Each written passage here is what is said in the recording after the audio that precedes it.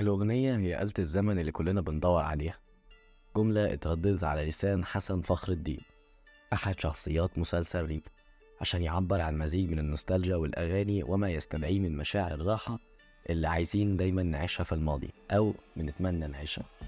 عايز اطير، عايز ازمق. المزيكا في مصر يعني صيف، حفلات بقى والبومات وريسك.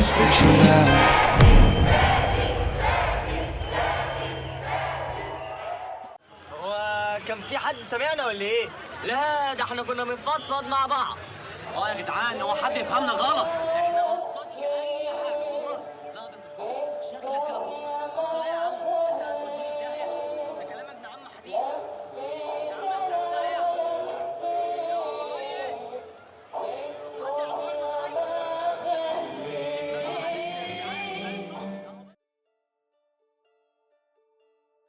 تيمة النوستالجيا هي تيمة محببة نجحت كتير في أعمال كتير. تقديمها وربطها بالعاطفة المثالية هي دايما حاجة مرغوبة لينا كلنا، ممكن نتأثر من أبسط الأشياء فيها، أغنية أو مكان أو مزاج، وده عشان نتفاعل مع حياتنا بشكل مغاير. كل ما حسينا إننا بنواجه مشاعر خوف أو حزن فبنرجع لماضينا عشان نقدر نكون علاقة عميقة مع واقعنا. عشان كده بقى الحنين هو صورة الأمل الوحيدة، فالحنين للماضي ما يعتبرش اضطراب نفسي، هو حاليا أحد الطرق اللي بيتعامل بيها الناس مع الحالات العقلية السلبية والتهديدات النفسية. بتدور أحداث مسلسل ريفو حوالين مريم اللي بتسعى لاستكمال المشروع الأخير لوالدها بعد موته، حيث كان بيطور فيلم عن باند اسمه ريفو، وهو أشهر فريق موسيقي في فترة التسعينات، ولكن الباند اختفى تماما بعد حادث غامض لأهم أعضائه شادي. فبتتحرك مريم بدافع حبها لوالدها الكاتب الكبير حسن فخر الدين وإيمانها باللي كتب، وبالفعل بتدور الأحداث وبنبتدي نفهم أكتر ونعرف هي فعلا تعرفه ولا لأ. ومن خلال الدراما بتاخد بالك كمشاهد إن فعلا بينهم تشابه في الشخصية كبير قوي، ودي كانت من الحاجات الحلوة في المسلسل، إن مفيش حاجة محشورة بالعافية. حتى لو كانت الفكرة بعيدة شوية أو خلينا نقول كليشيه، انت دايما متقبلها لكونها معمولة بشكل حلوة ومفهوم. مسلسل ريفو اعتمد بشكل أساسي على قوة الصناعة، وإن البطل في الحقيقة من وجهة نظري هو الإخراج والسيناريو اللي معاك، مش محتاج بقى لنجوم ولا مصاريف ولا تكاليف. وشفنا ده في أمثلة كتير، أقربهم بالطو، يعني كلامي كان صح، والصفارة وهكذا. طول ما انت معاك ورق كويس أي عناصر تانية لو وقعت منك مش هتفرق بنسبة كبيرة. ممكن أسامح في تمثيل متواضع أو إخراج عادي، لكني مش هسامح أبدا في قصة ضعيفة أو حوار ركيك. بس موضوع الإخراج العادي ده مش قصدي بيه ريفو بشكل خاص، بالعكس ريفو إخراجه أصلا ساند حاجات كتير قوي فيه. نكمل كلامنا عن المسلسل. وبيتقدم المسلسل في خطين دراميين، الخط الأول وهو خط البند، رحلة الطموح وبداية الحلم بموازنة ما بين البحث عن الهوية والرغبة في الانتشار.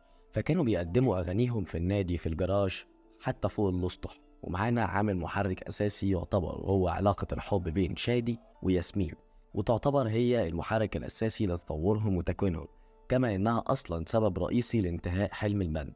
بس برضه جواها في حاجات خفية كتير، وده بقى أوضح في الجزء الثاني لما عرفنا شخصية ياسمين أكتر، وإن محرك ردود أفعالها في القصة مبني على أسباب، مش بتعمل كده لدافع الشر.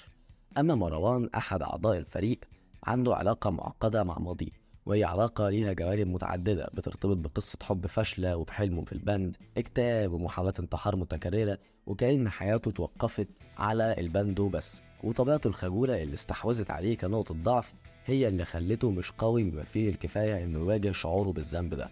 ولكن كنت شايف ان شخصية مروان يمكن هي اكبر ثقب في المسلسل، وهو واضح لكل الناس. شخصية اتفرش لها كتير قوي في الجزء الاول، وده ما تعوضش في الجزء التاني. اسئلة كتير اتطرحت عن شخصية مروان وعن قد ايه نفسيتها معقدة ومكلكعة، ولكن في النهاية احنا تجاهلنا كل ده وركزنا اكتر على قصة شادي. ما كانش لازم من البداية خالص الكاتب يفتح على نفسه الفتوحة دي من الاول.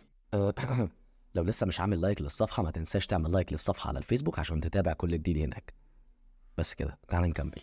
تعتبر الأغاني في مسلسل ريفو عنصر أساسي للربط بين مشاعر الفريق واختياراتها، والموضوع مش بالخصوص عن المزاج الموسيقي الخاص بيهم، ولكن على قد ما هي علاقتهم بنفسهم والتأكيد على الفكرة الطاغية على حياتهم. فأغنية أنا نجم اللي اتكررت خلال الحلقات في الجزء الأول كانت معبرة عن الشك وعدم الانتماء اللي بيعانيها مروان.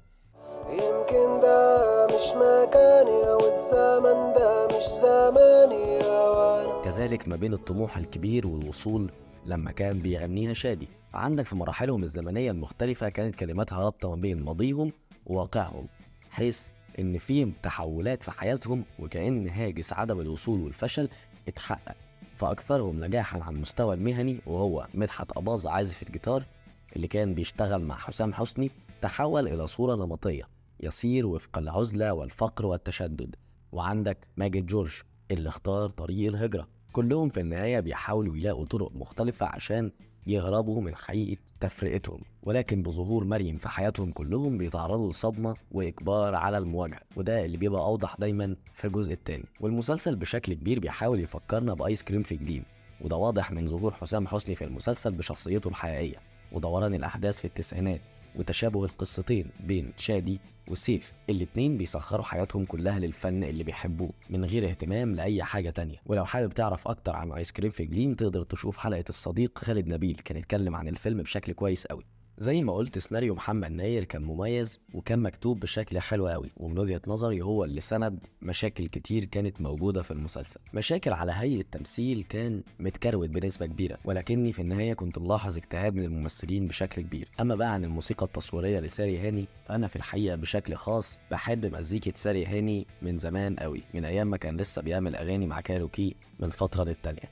ساري هاني مزيكاتي موهوب ويقدر يطلع إحساس العمل دايما بشكل بسيط ويحسسك انك سمعت الاغنيه دي قبل كده. بالنسبه بقى لموضوع وجود جزئين، فهي دي كانت الازمه الكبيره واللي خلت ناس كتير تتقفل من المسلسل، وهو مط الاحداث الغير مبرر، لان فعلا ما كانتش تستاهل ابدا المسلسل يبقى منه جزئين. كان ممكن ببساطه المسلسل يبقى 15 حلقه وكنا نقدر نقفل الموضوع بشكل ابسط من كده. ده غير طبعا موضوع الكليشيهات اللي زاد قوي في الجزء الثاني عن موضوع التربية الحديثة والوقوف مع النفس، وإن قد إيه ابن شادي باين قوي إن هو ابن شادي، وكل الناس عارفة إن هو ابن شادي ما عدا هو نفسه شخصيا ما يعرفش إن هو ابن شادي. كان الموضوع سخيف بعض الشيء، بس في النهاية مهما كان سنك كام واتفرجت على مسلسل ريبو هتتأثر بيه بشكل كبير.